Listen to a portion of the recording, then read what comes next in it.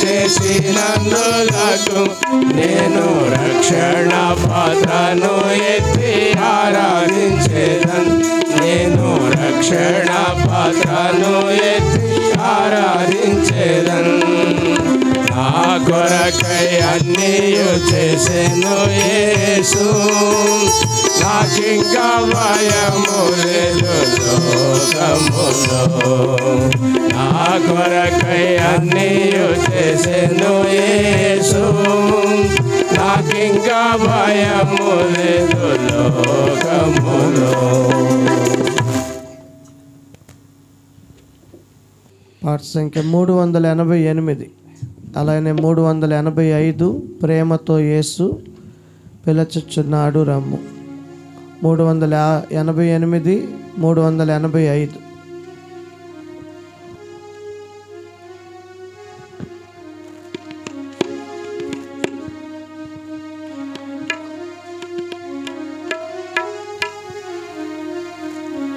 ప్రేమతో యేసు పిలచుచున్నాడు రమ్ము. ప్రేమతో యేసు పిలచుచున్నాడు రమ్ము. రక్షణను పొంది లక్షణముగా వెళ్ళుము. రక్షణను పొంది లక్షణముగా వెళ్ళుము.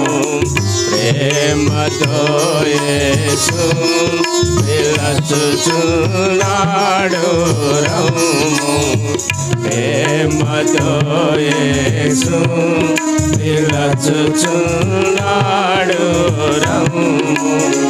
పాపమెరుగని ప్రభుని కొరకు పాపముగను చేయబడెను.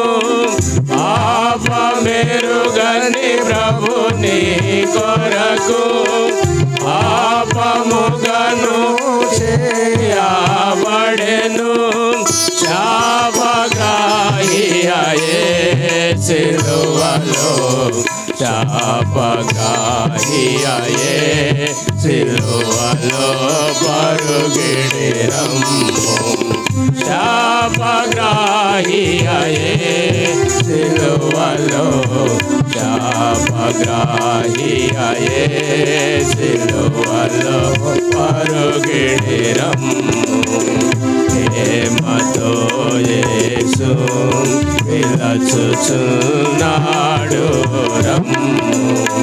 ప్రేమతో యేసు పిలచుచున్నాడు రమ్ము. ముళ్ళ కిరీటమును ధరించి ముఖముపై వేయబడే. ముళ్ళ కిరీటమును ధరించి ముఖముపై వేయబడే. ప్రాణమిడనేసు సిలువలో, ప్రాణమిడనేసు సిలువలో పరుగిడి రమ్ము. ప్రాణమిడనేసు సిలువలో, ప్రాణమిడనేసు సిలువలో పరుగిడి రమ్ము. ప్రేమతో యేసు పిలచుచున్నాడు రమ్ము. ప్రేమతో యేసు పిలచుచున్నాడు రమ్ము. సిలువలోని కైదాపిగొని కలుషని క్షమకై ప్రార్థించి. సిలువలోని కైదాపిగొని కలుషని క్షమకై ప్రార్థించి. సహించి ప్రాణమిడే నీ కొరకు, సహించి ప్రాణమిడే నీ కొరకు పరుగిడి రమ్ము. సహించి ప్రాణమిడే నీ కొరకు సహించి ప్రాణమిడే నీ కొరకు పరుగిడి రమ్ము ప్రేమతో యేసు విలచుచున్నాడు రమ్ము ప్రేమతో యేసు విలచుచున్నాడు రమ్ము తప్పిన గోరెను రక్షింప తన దురక్తమును చిందించే తప్పిన గోరెను రక్షింప తన దురక్తమును చిందించే కాపరీశ్వరము ధ్వనించే కాపరీశ్వరము ధ్వనించే పరుగిడిరం కాపరీశ్వరము ధ్వనించే కాపరీశ్వరము ధ్వనించే పరుగిడిరం ప్రేమతో యేసు పిలచుచున్నాడు రమ్ము ప్రేమతో యేసు పిలచుచున్నాడు రమ్ము తామసించాతగదిక ప్రియుడా త్వరపడుము నీ రక్షణ కొరకు తామసించాతగదిక ప్రియుడా త్వరపడుము నీ రక్షణ కొరకు నేడే నీ రక్షణ దినము నేడే నీ రక్షణ దినము పరుగిడి రమ్ము నేడే నీ రక్షణ దినము నేడే నీ రక్షణ దినము పరుగిడి రమ్ము ప్రేమతో యేసు పిలచుచున్నాడు రమ్ము ప్రేమతో యేసు పిలచుచున్నాడు రమ్ము తానే కడుగును తన రక్తముతో తండ్రి వలెని పాపమునంతా తానే కడుగును తన రక్తముతో తండ్రి వలెని పాపమునంతా తనయుడవై పోదు విపుడే తనయుడవై పోదు విపుడే పరుగిడి రమ్ము తనయుడవై పోదు విపుడే తనయుడవై పోదు విపుడే పరుగిడి రమ్ము ప్రేమతో యేసు పిలచుచున్నాడు రమ్ము ప్రేమతో యేసు పిలచుచున్నాడు రమ్ము ప్రేమ వార్త ప్రకటించబడే ప్రియుడు యేసుని యొద్దకు రమ్ము ప్రేమ వార్త ప్రకటించబడే ప్రియుడు యేసుని యొద్దకు రమ్ము కృపాకాలమిదే జగేలా కృపాకాలమిదే జగేలా కరుగిడి రమ్ము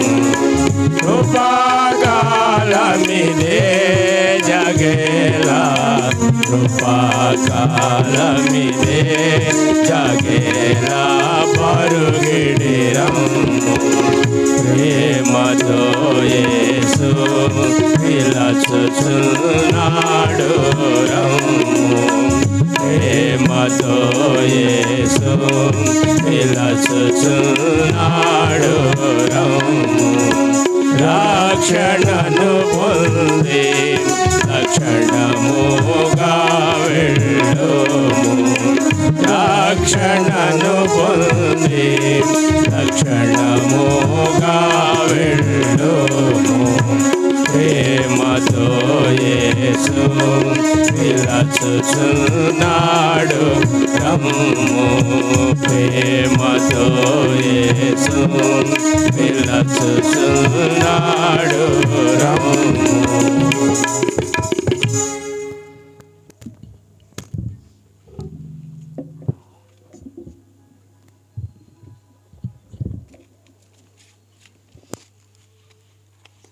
సమయంలో సిస్టరు 10 minutes తన సాక్ష్యం చెప్తారు.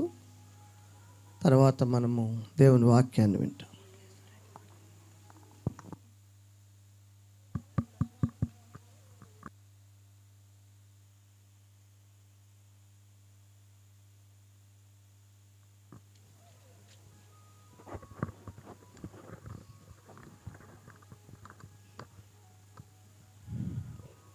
దేవుని నామానికి స్తోత్రాలు. మీ అందరికీ నా వందనాలు. నా పేరు అశోకరాణి. నేను వారం వారం చర్చికి వస్తూ ఉంటాను. అయితే నేను చెప్పబోయే సాక్ష్యం ఏంటంటే, నేను మామూలుగా ఎంఏ బీఈడి చదువుకున్నాను, క్వాలిఫికేషను. ప్రజెంట్ టీచర్గా వర్క్ చేస్తున్నాను. వివాహం అవ్వకముందు నా జీవితం అంతా లోకానుసారంగా ఉండేది.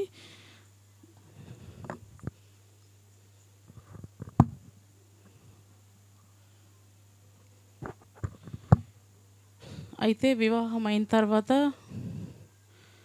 కొన్ని పరిస్థితుల వల్ల నేను దేవుణ్ణి తెలుసుకున్నాను. అది పరిస్థితి ఏంటంటే, వివాహం అయిన తర్వాత పిల్లల విషయంలో డాక్టర్ గారు నాకు కొన్ని ప్రాబ్లమ్స్ ఉన్నాయని చెప్పారు. అదేంటంటే, స్టార్టింగ్ మేము హాస్పిటల్కి వెళ్ళినప్పుడు క్యాన్సర్ సిస్ట్ ఉంది, ఈ అమ్మాయికి పిల్లలు పుట్టడం కష్టం అని చెప్పేసి అన్నారు. ఆ టైంలో ఎన్నో హాస్పిటల్ తిరిగాము. అయితే దేవుని యందు నేను దృఢమైన విశ్వాసాన్ని ఉంచి ప్రార్థన చేసుకుంటూ ఉన్నాను. అయితే నా గొప్పతనం అయితే కాదు, కానీ ఆ సమయంలో దేవుడు నాకు ఎంతో ఓదార్పును, ఆదరణను, విశ్వాసాన్ని ఇచ్చారు. అట్లాగా రోజులు జరుగుతూ ఉన్నప్పుడు ఆపరేషన్ చేసిన తర్వాత డాక్టర్స్ అన్నారు, అవకాశం అయితే ఉంది, ఏం ప్రాబ్లం లేదన్నారు. అలా అయిపోయిన తర్వాత మళ్ళీ కొన్ని రోజులు గడిచిపోయిన తర్వాత మళ్ళీ ఒక పాప పుట్టింది. అప్పుడు కొంచెం బాగానే ఉందనుకున్నాము. అప్పటికి 2-3 సంవత్సరాలు గడిచిపోయింది. నేను ఇంకా నిర్లక్ష్యం చేశాను, హాస్పిటల్కి వెళ్ళలేదు. మళ్ళీ 2020 సంవత్సరంలో బాబు కన్సీవ్ అయినప్పుడు మళ్ళీ హాస్పిటల్కి వెళ్ళినప్పుడు మళ్ళీ సేమ్ ఇదే అన్నారు. అప్పుడు 5th month అయితే బాబు కానీ లేకపోతే నేను కానీ ఎవరైనా కండిషన్ చాలా సీరియస్గా ఉంది, ఇద్దరిలో ఎవరైనా ఒకళ్ళు అని చెప్పేసి అన్నారు. అప్పటికే నా బాడీ కండిషను 2 ఆపరేషన్లు అయిపోయి ఉన్నాయి. ఇంకా దేవుణ్ణి అడుగుతూ ఉన్నాను. ఫస్ట్ నుంచి కూడా బైబిల్ జ్ఞానం తక్కువైనా లోకానుసారంగా ఉన్నా నేను ఒకటి అడిగేదాన్ని దేవుణ్ణి, తండ్రి బాలుడైన శామ్యూయల్ నాకు ఇవ్వు ప్రభువా అని అడిగేదాన్ని. తండ్రి మగబిడ్డని ఇస్తానని చెప్పి బిడ్డనే ఇవ్వకుండా మధ్యలోనే తీసుకుంటావయ్యా అని ఎన్నోసార్లు నేను దేవుని ముందు అడిగినప్పుడు, ఎన్ని హాస్పిటల్కి వెళ్ళినా ప్రతి డాక్టర్ ఒకటే చెప్పారు, ఇద్దరికి ప్రమాదమే, ఇది క్యాన్సర్ అని చెప్పి కన్ఫర్మ్ చేశారు. నిరీక్షణ లేని స్థితిలో ఎవరెన్ని మాటలు చెప్పినా దేవుని మీద ఆధారపడి విశ్వాసాన్ని వదలకుండా ఒకటే అనుకున్నాను, తండ్రి ఏ పాపం చేయని నీవు నా పాపాల కోసం ఎన్నో భరించావు సిలువలో, ఇది నాకు తగినదే అని ప్రతి పరిస్థితిని కూడా ఆయన సిలువ త్యాగం ముందు పోల్చుకొని ప్రతి పరిస్థితిని ధైర్యంగా ఎదుర్కొంటూ వచ్చాను. అయితే మళ్ళీ బాబు 8 month కంప్లీట్ అయిన తర్వాత సర్జరీ చేశారు. నేను బాబు ఇద్దరు సేఫ్గానే ఉన్నాం. అప్పటికి 3 ఆపరేషన్లు అయిపోయినాయి. తర్వాత ఏంటంటే మళ్ళీ అర్జెంటుగా గర్భసంచి తీసేయాలి, అమ్మాయికి క్యాన్సర్ అని చెప్పేసి కన్ఫర్మ్ చేశారు. అప్పుడు ఆ టైంకి నా బాడీ కండిషన్ ఎలా ఉందంటే 80% ఇంకా కోఆపరేషన్ అనేది లేదు. అయినా కూడా నువ్వే ఉన్నావయ్యా అని చెప్పేసి మళ్ళీ 4 ఆపరేషన్ గర్భసంచికి సిద్ధం చేశారు. ఆ టైంలో చేసినా ప్రమాదమే, చేయకపోయినా ప్రమాదమే అని చెప్పేసి అన్నారు. ఏదేమైనా 4 ఆపరేషన్ కూడా అయిపోయింది. ఇంకా బాడీ కండిషన్ 90% అయితే నేను ఇంకా ఏమి చేయలేని పరిస్థితిలో, మరణాపాయ స్థితిలో ఉన్నాను. మరణ పడకల మీద నుంచి నా తండ్రి నన్ను ఈరోజు ఈ స్థితిలో ఉంచాడు. మళ్ళీ అప్పటికే అయిపోయింది అనుకున్నాం అంతా. మళ్ళీ లెఫ్ట్ కిడ్నీ ఫంక్షనింగ్ ఆగిపోయింది, ఇంకా 5వ ఆపరేషన్ చేయాలి అన్నారు. అయినను తండ్రి, నువ్వు సిలువలో నా కోసం ఎన్నో భరించావు. శరీరాన్ని ప్రభా ఏదో ఒక విధంగా తండ్రి నన్ను సిద్ధం చేయి ప్రభా, నేనైతే ఇంకా భరించలేను, అయినా ఇది నాకు తగినదే అని ఆయన్ని నేను ఎంతో విశ్వాసంతో అడిగినప్పుడు 5వ ఆపరేషన్ కూడా చేశారు. అప్పటికి అంతా సంపూర్ణంగా ఏ ప్రాబ్లం లేకుండా డాక్టర్స్ కిడ్నీ ఫంక్షనింగ్ కూడా బాగానే ఉంది అని అన్నారు. ఇట్లా 5 ఆపరేషన్లతో ఇప్పుడు నా వయసు 34 సంవత్సరాలు. ఇప్పటికీ నేను ఒక ఉద్యోగం చేస్తూ కాంట్రాక్చువల్గా టీచర్గా వర్క్ చేస్తున్నాను, టీజీటీ ఇంగ్లీష్గా. నాకు బాబు పాప ఇద్దరినిచ్చాడు దేవుడు. అయితే ఇంత మేలులు పొందుకొని నేను ఒకరోజు దేవుణ్ణి నా జీవితంలో నిర్లక్ష్యం చేశాను. ప్రతి ఒక్క విశ్వాస జీవితంలో అపవాది అనేక విధాలుగా మనల్ని పడవేయడానికి ప్రతి నిమిషం కూడా ఏదో ఒక పన్నాగం పన్నుతూనే ఉంటాడు. అయితే నేను దేవుణ్ణి పూర్తిగా నిర్లక్ష్యం చేసినప్పుడు ఒకరోజు మా బాబుని నేను స్కూల్కి తీసుకెళ్ళినప్పుడు పిల్లలందరూ ఆడుకుంటూ ఉంటే పిల్లలందరూ దాటి వెళ్ళినాక మా బాబు మెట్లు దిగుతూ ఉన్నప్పుడు వాళ్ళు చూసుకోకుండా అవి చెక్కలు బాగా అది షార్ప్గా ఉన్నాయి, మొత్తం ఇదంతా కట్ అయిపోయింది బాబుకి. ఆ రోజు నేను చర్చికి వెళ్ళకుండా నిర్లక్ష్యం చేసి స్కూల్కి వెళ్ళాను బాబుని తీసుకొని. అయితే ఆ పరిస్థితిలో కూడా దేవుడు ప్రాణాపాయ స్థితి నుంచి నా బిడ్డను కాపాడాడు. ఆ టైంలో మా దగ్గర డబ్బులు లేకపోయినా 1,00,000 రూపాయలు పెట్టి మేము బాబుకు ట్రీట్మెంట్ చేయించాము. నేను ఆ రోజు ఉపవాసం ఉండి ప్రార్థన చేసుకున్నాను. తండ్రి, నాకు ఉద్యోగం లేదు, బిడ్డ ప్రాణాపాయ స్థితిలో ఉన్నాడు, నేను నిజంగానే నిర్లక్ష్యం చేశాను, నువ్వు చేసిన మేలులన్నీ మర్చిపోయాను ప్రభు అని మళ్ళీ తిరిగి ఉపవాస ప్రార్థన ప్రకటించుకొని చేసినప్పుడు ఎప్పుడో జరిగిన ఇంటర్వ్యూ, అది సంవత్సరం అవుతుందో 6 నెలలు అవుతుందో తెలియదు. ఉపవాస ప్రార్థన చేసుకున్న 2వ రోజే నాకు కాల్ చేశారు, మీకు కేంద్రీయ విద్యాలయంలో అవకాశం వచ్చింది, మీరు వచ్చి జాయిన్ అవ్వండి అని. బాబుకి స్టిచెస్ కూడా మొత్తం తగ్గిపోయినాయి. ఈ విధంగా చెప్పుకుంటూ పోతే దేవుడు చేసిన మేలులు ఎన్నో ఉన్నాయి. దేవుడు నాతో వాక్యానుసారంగా ఎన్నో మార్లు మాట్లాడాడు. ఈరోజు కూడా ఏంటంటే ఆయన సాక్షిగా ఉండాలని నా తపన. అయినా సరే ప్రతిరోజు ఆత్మీయ జీవితంలో ఎన్నో పోరాటాలు వస్తూ ఉన్నాయి. నా కుటుంబంలో అందరూ రక్షింపబడాలని నేను దేవుని సాక్షిగా నా బ్రతుకు దినములన్నిట దావీదు వలె ఉండాలని, నా కోసం నా కుటుంబం కోసం ప్రార్థిస్తారని ఆశిస్తూ ఈ కొద్ది సాక్ష్యాన్ని దీవించి ఆశీర్వదించును. ఈ అవకాశం ఇచ్చిన పాస్టర్ గారికి నా వందనాలు తెలియజేస్తున్నాను.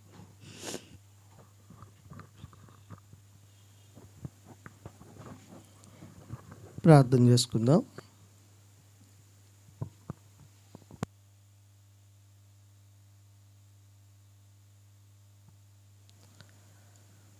ప్రియమైన తండ్రి, ఈ సాయం